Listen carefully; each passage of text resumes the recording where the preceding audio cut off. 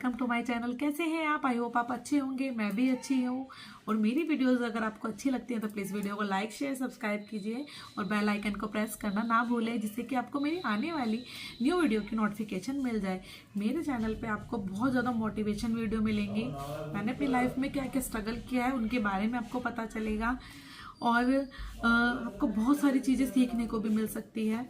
तो मेरी वीडियो में आपको ये सब देखने को मिलेगा, तो प्लीज़ मेरी वीडियो को पूरा ज़रूर देखिए। मैं अपनी लाइफ का एक्सपीरियंस आपके साथ शेयर करती रहती हूँ। एक रियल एक्सपीरियंस होता है जो मैंने अपनी लाइफ में मतलब शुरू से अब तक मैं देख रही हूँ, वो सब चीज़ें हाँ के लिए हेल्पफुल होने वाली है। आज अगर मैं अपने एक्सपीरियंस की बात करूँ, मैंने बहुत सारा उधार दिया है, बहुत सारा। जब से मैंने अपनी दुकान स्टार्ट करी थी मैंने बहुत सारा उधार दिया है। और मैंने एक बात को सोचते हुए जो मुझे लगता था कि उधार देने से कस्टमर बने रहते हैं, तो देखो ये बिल्कुल गलत है, बिल्कुल रॉन्ग। उधार देने से कभी कस्टमर नहीं बने रहते, वो सिर्फ आपको अपने मतलब के लिए ही आपके पास आते हैं। और अगर उन्हें पैसों में कोई सामान लेना होता है तो वो किसी और दुकान के पास ही जाते हैं, सिर्फ उधार के लिए ही आपकी दुकान में आते हैं। तो प्लीज़ आप ये माइंड में बिल्कुल भी ना रखें जो मैं रखती थी अपने माइंड में, कि उधार देने से कस्टमर बने रहते हैं। और अगर आप नए शॉपकीपर हैं, नई नई आपने दुकान की है, तो प्लीज़ इस वीडियो को ज़रूर पूरा देखें कि मतलब जो मुझे नुकसान हुआ वो आपको नुकसान ना हो। देखो मैंने जो मतलब ये मेरी उधार की एक कॉपी है, मैं इसमें उधार मेंटेन करती थी। एक और कॉपी है, मैं आपको वो भी दिखाऊंगी, ठीक है। मैंने एक उधार में हमेशा इसमें लिखती हूँ, आपको मैं दिखाती हूँ कि मेरा कितना उधार चल। ये है मेरी पुरानी वाली उधार, जिसमें मैं पुरानी वाली उधार देती थी ना, जो मेरा उससे पहले वो न्यू वाली कॉपी थी मेरी। ये न्यू रजिस्टर, ये पुराना रजिस्टर है जिसमें मैं उधार देती थी। मैं आपको दिखा भी देती हूँ कि मैंने कितना, देखिए आप,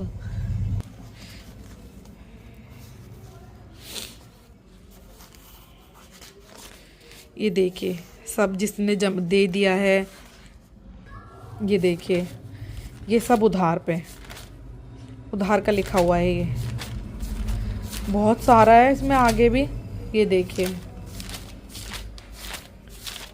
कहीं कहीं पे हर जगह मैंने इस तरीके।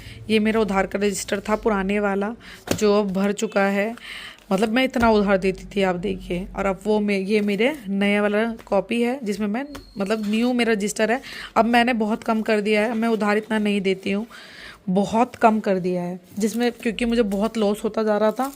इसलिए जो मेरे पे बीती है मैं नहीं चाहती वो जो मैंने एक्सपीरियंस किया है वो आप भी करें। तो प्लीज़ ये देखिए उधार दिखाती हूँ मैं आपको कि मैंने जब अपनी दुकान उधार की थी। मेरी दुकान को 2 साल हो जाएंगे अब, ठीक है। 2 साल से अब तक उधार दिया हुआ देखो आप, ये देखिए, ये देखिए, ये देखिए। अब ये न्यू कॉपी है, ये मैंने उधार के लिए बनाई हुई थी कि मेरा उधार कितना चलता है। तो जो रिस्क मैंने लिया या जो मतलब मैंने सोचा, ठीक है, मैं नहीं चाहती जो मैंने मेरे ऊपर बीती है वो आपके ऊपर भी बीते, है ना। तो मैं ये आपको बताऊंगी, हाँ उधार करना चाहिए, ठीक है, पर इतना नहीं कि आपकी दुकान सारी उधारी में ही चली जाए। तो फिर आप सामान कहाँ से लेके आओगे? अगर आपकी सारी चीज सामान उधार में ही जाएगा तो आप सामान कुछ नहीं ले पाओगे। छोटी सी बुराई और आपको क्या लगेगा कि कस्टमर चले जाएगा तो कोई बात नहीं। अगर उसको तुम्हारी दुकान पे सारा सामान मिलेगा और अच्छा सामान मिलेगा, वो दोबारा लौट कर जरूर आएगा। ये मैंने खुद एक्सपीरियंस किया है, ये मैंने चीज़ें, तो वो मैं बात आपको बता रही हूँ। मैंने जब मेरी दुकान स्टार्टिंग थी तो मेरी दुकान में तो बहुत ज़्यादा उधार जाता था। अगर कोई इंसान 100 का सामान लेना आया ना तो 50 रुपये उधार करके जा। बताओ 100 रुपये का सामान लेने के बाद इंसान 50 रुपये का उधार करके जा रहा है। तो एक बात बताओ, मैं उस 50 रुपये से मैं क्या करूँगी? महीने में या 15 दिन में मैं सामान ले पाऊंगी? नहीं ले पाऊंगी ना। तो वही चीज़ आपको क्या करनी है, और अगर आपकी दुकान में घर के अंदर है तो आपको तो बहुत सावधानी बरतनी होगी, क्योंकि आपको एक तो दुकान आपकी इतनी नहीं चलेगी कि जैसे बाहर शॉप करने पे चलती है। तो ये चीज़ आपको ज़रूर ध्यान रखनी है। तो आप सबसे पहले उधार को मेंटेन कैसे रखें वो मैं आपको बताऊंगी। बहुत सारी बातचीत हो चुकी है, तो अब मेन टॉपिक पे आ जाते हैं।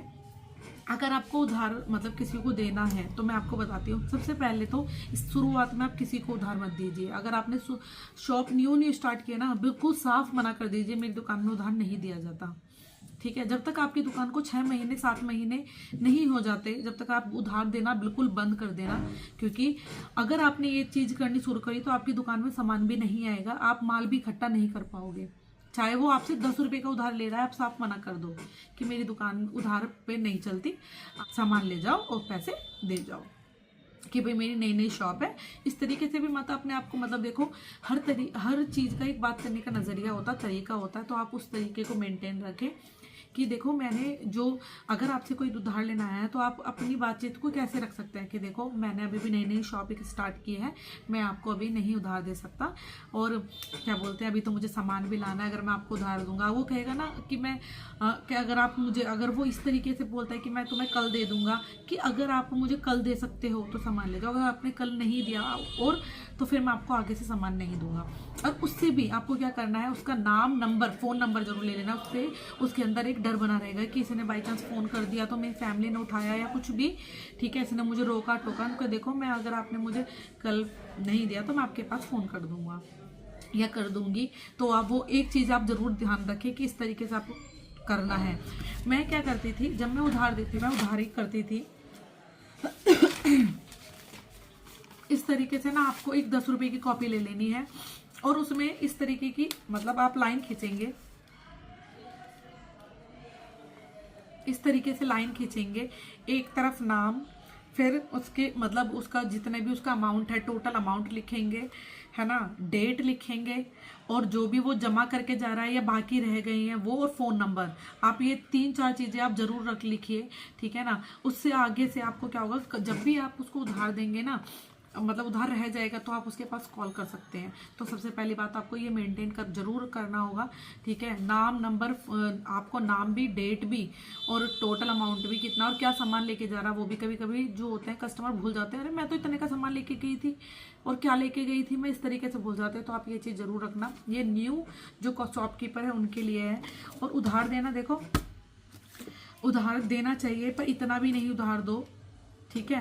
और फिर कस्टमर क्या होता है कि अगर कोई कस्टमर 500 का सामान लेके जा रहा है, ठीक है, अब वो 100 रुपये उधार करके गया है, ठीक है, उसे एक टाइम दे दो कि मुझे 2 दिन के लिए, भाई 2 दिन के अंदर आप दे देना, 2-3 दिन के बाद अगर आपने दिया, या फ़ोन मैं आपके पास फ़ोन कर दूंगा, ठीक है ना। तो ये इस तरीके से आप बातचीत रखेंगे अपनी ज़रूरत से, उसके अंदर डर रहेगा, है ना।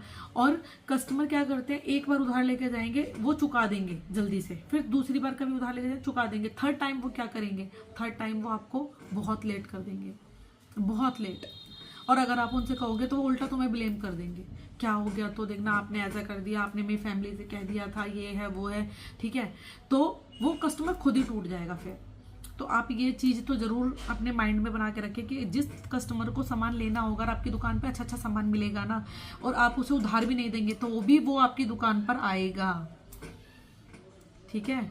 तो प्लीज़ अगर आप आगे से इस वीडियो को ध्यान में रखें, कभी भी उधार देना और उधार बंद करना है बिल्कुल आप मना कर दो कि देखो यहाँ पर दुकान में उधार नहीं देते, ठीक है ना।